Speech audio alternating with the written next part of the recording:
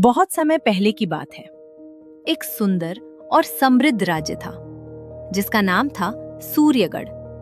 वहां के राजा थे राजा वीरेंद्र सिंह, जो अपनी बहादुरी और न्यायप्रियता के लिए दूर दूर तक प्रसिद्ध थे।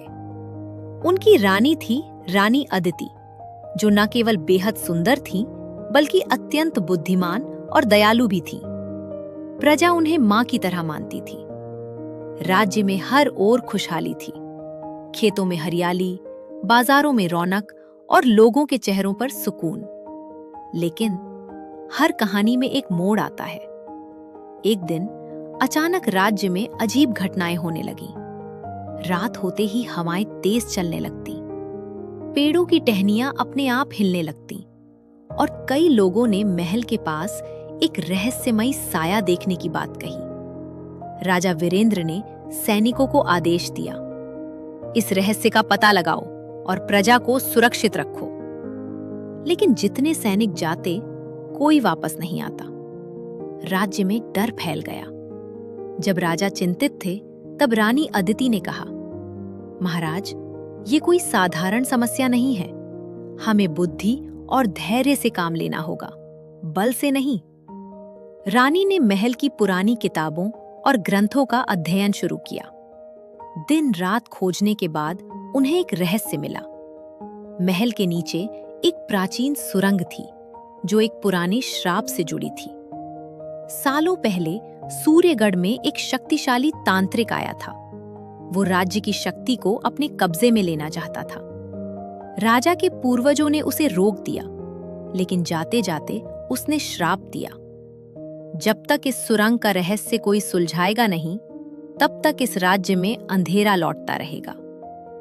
रानी अदिति ने तय किया कि वे खुद उस सुरंग में जाएंगी। राजा ने कहा, यह बहुत खतरनाक है, मैं तुम्हें जाने नहीं दूंगा। रानी मुस्कुराई, अगर हम डर गए तो हमारी प्रजा का क्या होगा? आखिरकार राजा भी उनके साथ जाने को तैयार हो गए। दोनों रात के समय मशाल लेकर उस गुप्त सुरंग में उतर गए। सुरंग अंधेरी और ठंडी थी। दीवारों पर अजीब निशान बने थे, जैसे कोई चेतावनी हो। अचानक एक तेज आवाज गूंजी, कौन है जो मेरे श्राप को तोड़ने आया है? राजा ने तलवार निकाल ली, लेकिन रानी ने उनका हाथ रोक लिया। रानी ने शांत स्वर में कहा, हम लड़ने नहीं, समझने आए हैं। तांत्रिक की आत्मा प्रकट हुई। उसने कई पहेलियां पूछी। हर सवाल जीवन, सत्य और मानवता से जुड़ा था। रानी अदिति ने हर सवाल का जवाब धैर्य और समझदारी से दिया। आखिर में आत्मा ने कहा, तुमने बल से नहीं, बुद्धि से जीत हासिल की है। यही सच्ची शक्ति है। श्राप समाप्त हो गया और सुरंग में प्रकाश फैल गया। अगले दिन राज्य में फिर से खुशियां लौट आईं। हवाएं शांत हो गईं और वो रहस्यमयी साया हमेशा के लिए गायब हो गया। प्रजा ने राजा और रानी का भव्य स्वागत किया। इस कहानी से हमें ये सीख मिलती है, साहस जरूरी है, लेकिन बुद्धि उससे भी ज्यादा जरूरी है।